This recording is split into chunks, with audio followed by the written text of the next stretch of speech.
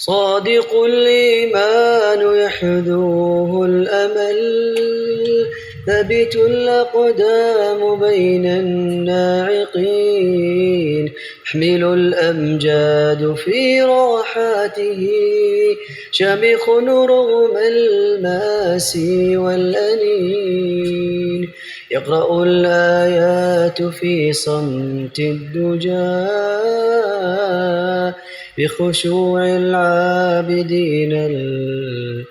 الآمنين، مع دنياه بجنات علا، همه في الله إله في العالمين، دايما يدعو إلى الله الورى، باجتهاد فوق عزم لا يلين.